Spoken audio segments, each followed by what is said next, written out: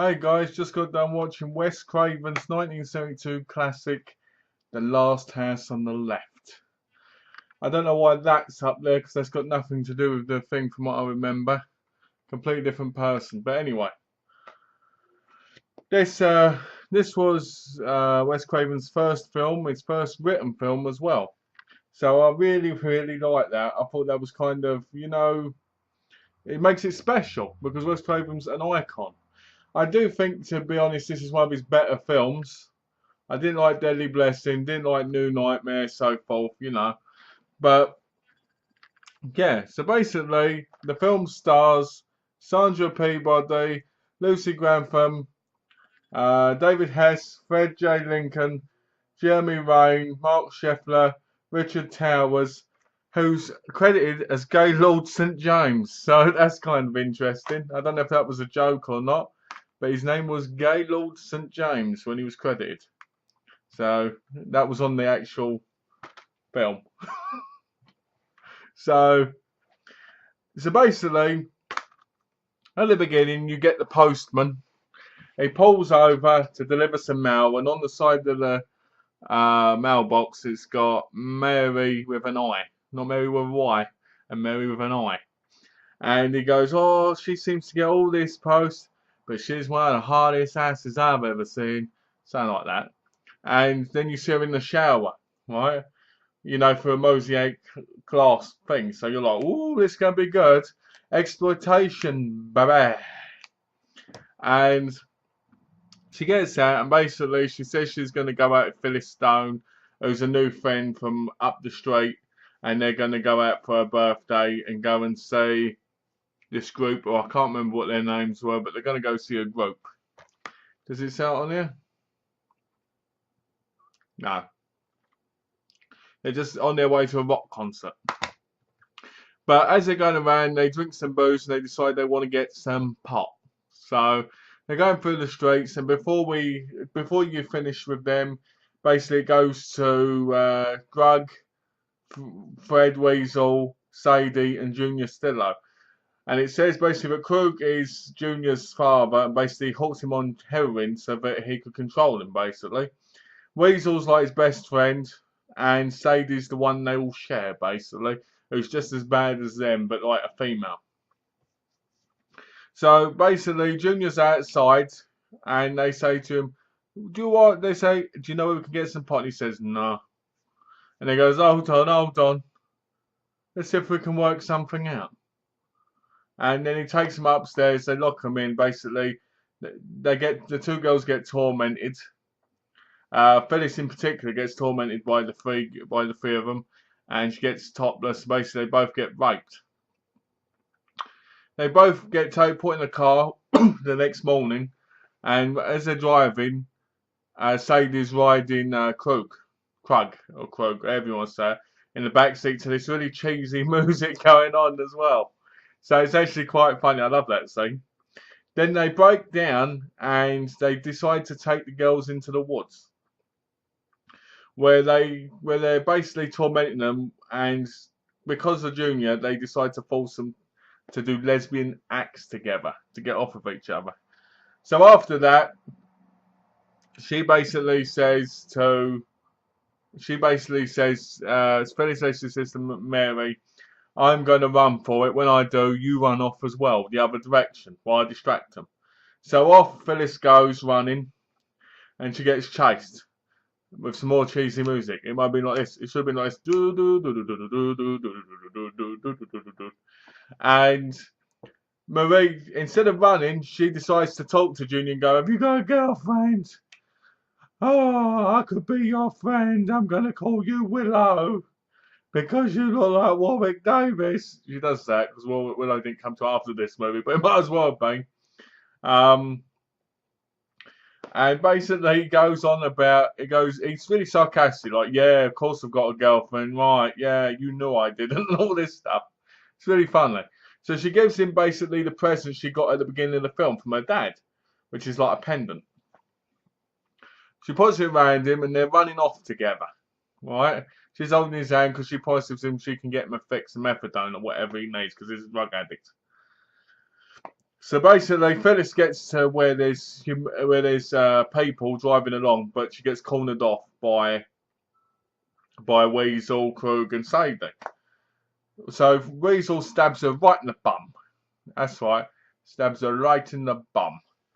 And then they decide to just keep stabbing her. And every time they stab, you get this sound like beep beep beep beep, like a computer game, like asteroids or something.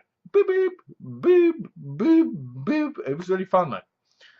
So she dies, and basically they get hold of Mary, and Krug decides he wants to cut Krug into her chest. So he does that, and then like any man who basically has just cut their name into a woman's chest, he rapes her. Yep, and he rapes her, and he's right up in her face and everything, and Sadie and Weasel are watching, laughing, and she's like, oh. And one of the things that made it so effective was because the picture quality of the Blu-ray isn't that great. It gives it that real dark and sinister kind of feel, like you're watching something really dirty and grimy. And I like that because it's the type of film where you want that look still. If it looked perfect, it wouldn't be as horrifying as it is. So after that, Mary gets up and basically she's walking along. And they're following her. And you're like, what are they following her? And she walks into the water where Krug, whatever you want to call his name, decides he wants to shoot her and kill her. So he shoots her and she goes, ugh. That's right. So basically they then get washed, and that's basically the end of the first act of the film. And I actually quite liked it. I quite liked the first act. I thought the first act was pretty well. I liked the thing. I liked the character development of Marie Collingwood. Phyllis Stone, she was like the new friend, but sadly got because she was in the wrong place at the wrong time and wanted pot too much. Krug is obviously the leader. I'll get into that later. So basically, you've got these cops going around. These two cops. One of them who's actually played by Martin Cove, who was in The Karate Kid 1 and 3, as the person who runs Cobra Kai. So I was really glad to see him. He's really young in this movie. This film was made in 1972 after all. So basically, they're basically trying to look for a ride because for some reason their car's not working. And basically that's kind of like the comedy side of the film. Which, to be honest with you, I had no interest in because they're great characters and all. But I just didn't care about it. Do you know what I mean?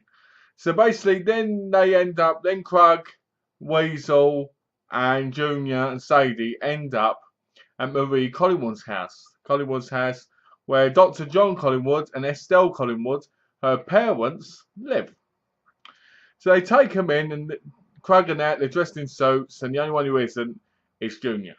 And he's like this, oh, because he needs effects. So because he can't have effects, he ends up having a bad dream about Marie going, oh, help me, help me, help me. He wakes up, he ends up in the toilet, puking, find up, and he's like, with his really bad rotten teeth. And so Estelle comes in, and she sees the pendant that they gave Marie at the beginning. And she goes, oh, and she helps him up. And he goes in the bedroom, and like any good son or any good idiot in a movie, he decides he's going to tell them, he's going to talk to them about how they killed Marie and her friend Phyllis. And you're like, the mum can hear this. Then she finds their clothes, the bloody clothes, in a thing. It just seems really, really silly, but this is the 70s. And this is an exploitation movie, in my view.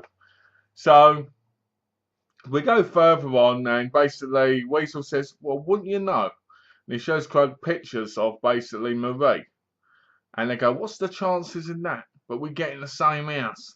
Now at that point, I would think, get the fuck out of there right now. I won't sleep in a place where I just killed their daughter. Doesn't matter if they know or not. I'd be so scared shitless, I won't want to be there. Right? So they decide to go to sleep. And Weasel has a nightmare because John is a doctor. Has a nightmare that they put on like medical gloves. And they go, open your mouth, please. Keep it open. and basically puts the chisel and that and hits it in the dream. So he wakes up and goes, then basically puts some clothes on and he starts talking to Estelle, and Estelle's like, oh, John's afraid of me, he doesn't want to touch me. And he goes, oh, I could touch a woman like you, or I could manage a woman like you with my hands tied behind my back. So he wants to do it on the sofa, but she can't, because on the other side of the sofa, there's Marie Collingwood dead, right? That's right, dead. But her clothes are not wet anymore. Oh yeah, because they found the body. So they went out and found the body very easily. I forgot that bit. So she's not on there, not wet, in the same clothes, dead.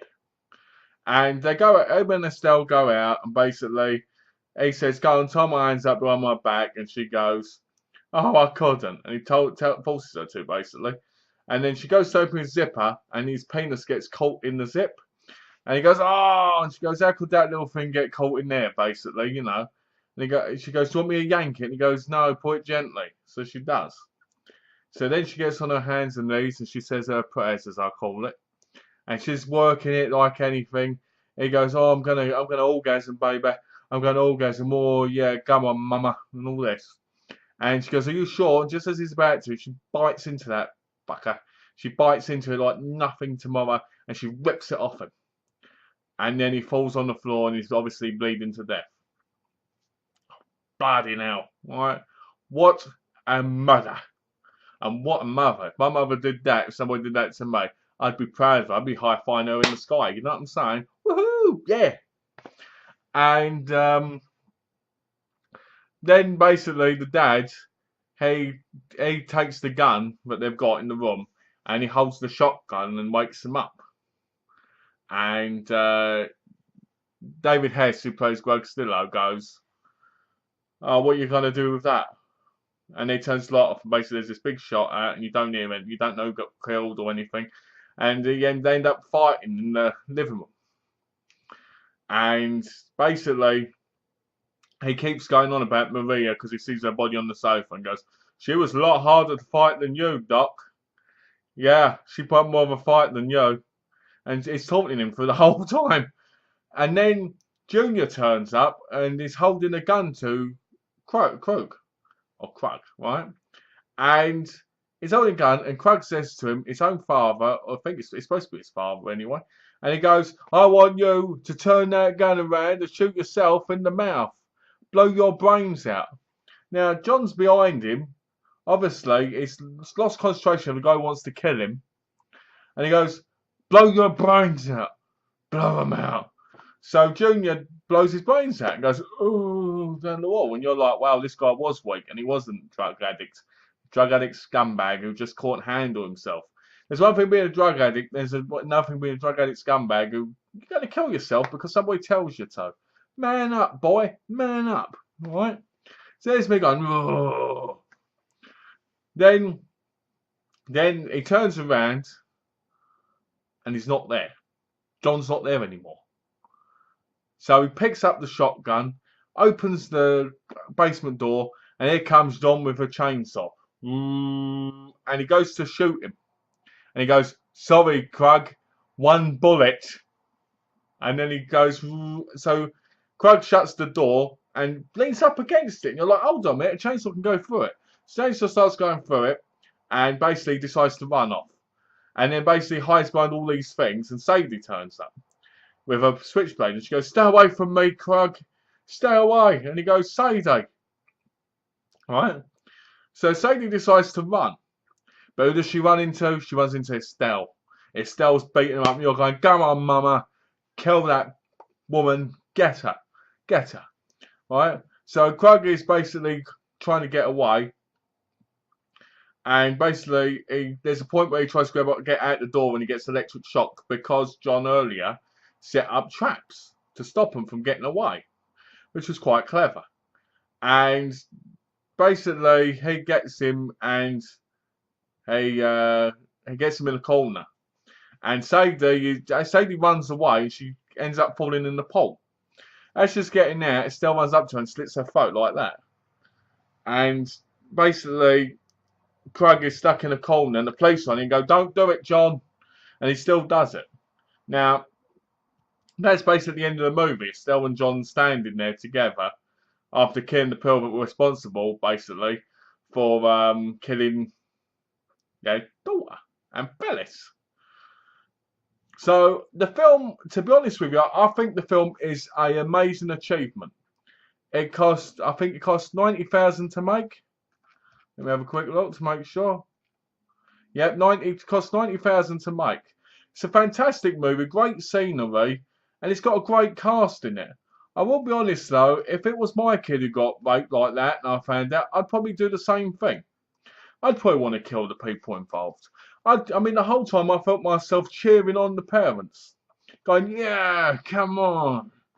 And Craig Stillo, played by David Hess. Now, David Hess, I don't know if people know, but he was one of those guys that back in the 70's and 80's played basically the sleazy bad boy guy in exploitation movies where he'd rape women, he'd firm them up, he'd hold them hostage kind of thing. One of my favourites that he was in was called The House at the Edge of the Park. That was another great movie he was in, and I really, really did like that movie. And to be honest, I haven't seen this in years, this one, and I enjoyed watching it again because of his performance. He makes a great villain and a great leader of villain, like ringleader. It's awesome. The woman played Sadie. She was great. She was menacing. She was intimidating, a bit scary, but she wasn't that woman you'd go, "Oh yeah, she's terrifying." But I always find it terrifying when you have a woman with such a despicable group of characters, because normally you find the woman, to a degree, is responsible for a lot of it, like egging the men on and stuff in the movie, and I like that. I think that was great. Marie Collingwood, played by Sandra Peabody. She was great. She played the 17-year-old girl basically who wanted to have fun and got in the wrong situation. She did look scared. And she was well acted. A lot of people say the acting's bad, but I actually liked it. I thought it was very realistic and I thought it was very 70's. The one thing I did really like about the movie was the soundtrack. Because I don't know if anybody's ever seen like the Confessions films from the 70's, the British films, with Robin Ashworth in. But the music in it sounded like them. It sounded like sex comedy music. And I thought that was hysterical and great. And another thing is, it's got another great song in it called "The Road Leads to Nowhere," and that song really, really sticks in your mind. Now, the film itself is it's a classic. It was Wes Craven's first movie, and to be honest with you, you can see why he became so big, because this movie is awesome. Now, there's a lot of people that obviously don't like the movie because they find it's not as violent as they think it is. But violence isn't always about what you see. It's about what you see in your mind, what you believe, what you hear, what you see from it, if you know what I mean. So your mind's eye sees, and that sounds crazy, but it's about what you see in a movie that scares you. It's not about what's happening on the screen, but what you see in your mind. Like when you see Marie getting raped. When you see Mary getting raped. It isn't the scene that scares you, it's the thought of how horrible it is. And I really think this movie is a fantastic movie. I recommend this movie to people like exploitation movies and want to see real horror. To me, this is a real horror movie because it's something that could actually happen. So, basically, as Gaylord St. James says, I love that name. I love that name. But yeah, so it was a great movie with a great cast. I recommend checking out House at the Edge of the Park and some other films with David Hess because he's awesome in them. And check out some other West Coast movies if you like them. And yeah, well that's it I think. So thanks for watching guys. And I hope you enjoyed all 19 minutes of this review. So thanks for watching. Take care. Last Dance on the Left from 1972.